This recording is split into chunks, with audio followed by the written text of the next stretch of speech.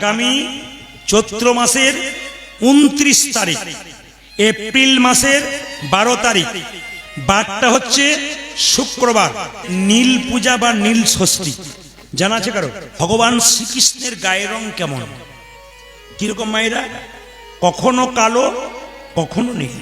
চৈতন্য চরিতামৃত বলছে আকাশে প্রচন্ড মেঘ আসে, এবার বৃষ্টি নামবে, ওই রকম রংটা হচ্ছে কৃষ্ণের গায়ের রং, ওই কালোটা। আবার কৃষ্ণ কখনো কখনো নীল ছিলেন। আচ্ছা বাবা, কিছু মনে করবেন না। এই যে নীল পূজার কথা যখন বললাম, কৃষ্ণের গায়ের রং নীল, কোন নীল? নীল পূজা হচ্ছে একটা লৌকিক পূজা, 12 মাসে হিন্দুদের 13 পার্বণ। তাকাবেন, নীল পূজার মানে কি? শিব পার্বতীর বিবাহ। তাকাবেন মায়েরা, নীল পূজা মানে কি? শিব পার্বতীর বিবাহ। শিবের আরেক নাম কি? নীলকণ্ঠ। জোরে বলুন, মহাদেবের আরেক নাম নীলকণ্ঠ। নীল পূজা। এইদিকে দেখবেন পুরাণ বলছে যে যখন দক্ষ যজ্ঞ হয়েছিল, যখন দক্ষ যজ্ঞ হয়েছিল, তখন শিবকে নিমন্ত্রণ করে নাই, পার্বতী কি করেছিল মা? সবাই বলুন, সবাই জানেন, দেহত্যাগ করেছিল। পার্বতী যখন দেহ রাখে, সেই পার্বতী কিন্তু পরের জন্মে নীলধ্বজ বলে এক রাজার বাড়িতে বিল্লবনে জন্ম নিল। পার্বতী নীলধ্বজ রাজার বাড়িতে বিল্লবনে জন্ম নিল, নাম রাখা হলো নীলাবতী। মানে পার্বতীর আর একটা রূপ নীলাবতী, সুন্দরী মেয়ে রূপে জন্ম নিল। তার সঙ্গে আবার মহাদেবের বিয়ে দেওয়া হলো, এই জন্য ওই পুজোটাকে নীলাবতীর সঙ্গে শিবের বিয়ে দেওয়া হলো। ওই জন্য এই পুজোটা আরেক নাম হচ্ছে নীল পুজো বা নীল ষষ্ঠী। তাকাবেন যে যেখানে বসে আছেন, নীল ষষ্ঠী নাম দেওয়া হলো, কিন্তু ষষ্ঠীর দিনে হলো না, চৈত্র সংক্রান্তির আগের দিনে হলো কেন? এই একটা তত্ত্ব আছে, খুব ভালো করে শুনবেন। নীল ষষ্ঠী পুজো করলে মায়েদের কি মঙ্গল হয়, আমাদের সংসারে কি মঙ্গল হয় জেনে নিন।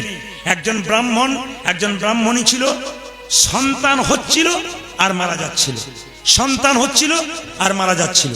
হঠাৎ এক সময় গঙ্গাতে স্নান করে ভগবানকে ডাকছে, তখন মা ষষ্ঠী একটা বুড়ি মায়ের রূপ ধারণ করে এসে বলছে, কি হলো মা, গঙ্গায় স্নান করে পারে কাঁদছিস কেন?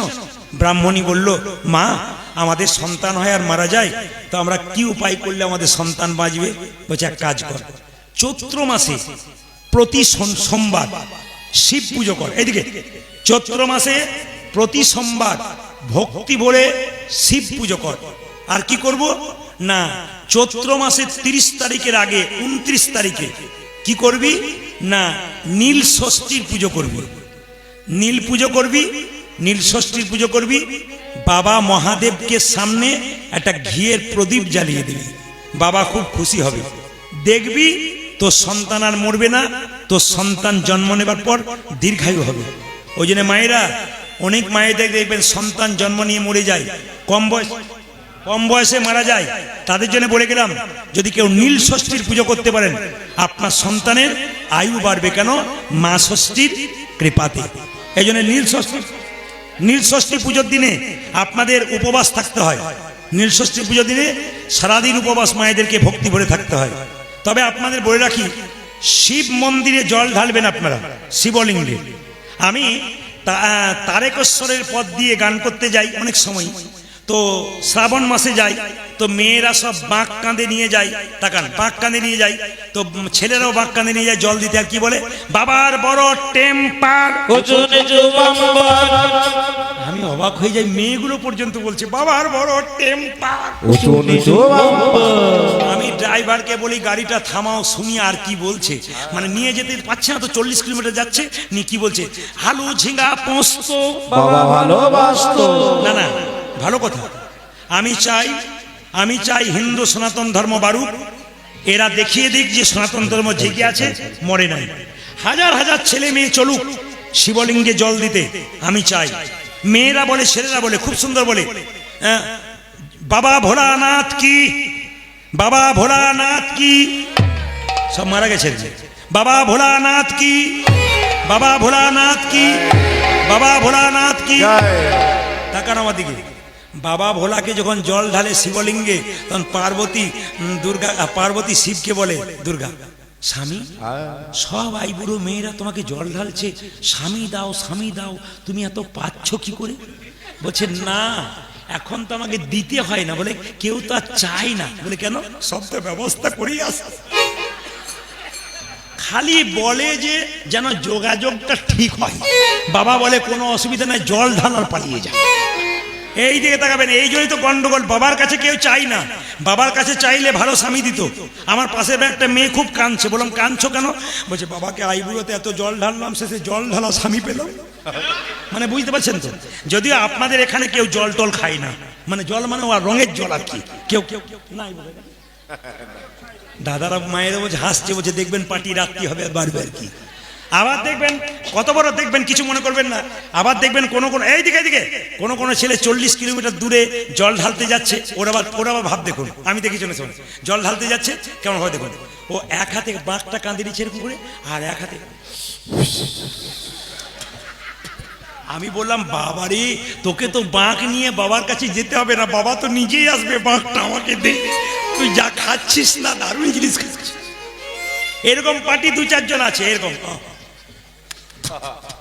একদিকে না না, এগুলো আমি বলতে চাইছি কি, এগুলো নয়, সবাই করে না, ভক্তি ভরে সবাই যায়, কিন্তু 2-1 জন এরকম পার্টি থাকে, এদের জন্য আমার খারাপ লাগে। তবে আপনাদের বলে রাখি, অনেক জায়গায় আমরা যাই গান করতে, রাস্তা দিয়ে বলে শ্যামা কালীর পুজো চাঁদা দিলাম, রক্ষা কালীর পুজো চাঁদা দিলাম, এই শ্মশান কালীর পুজো চাঁদা দিলাম। বললাম তোরা সব পুজো করছিস, কৃষ্ণ পুজো করিস না?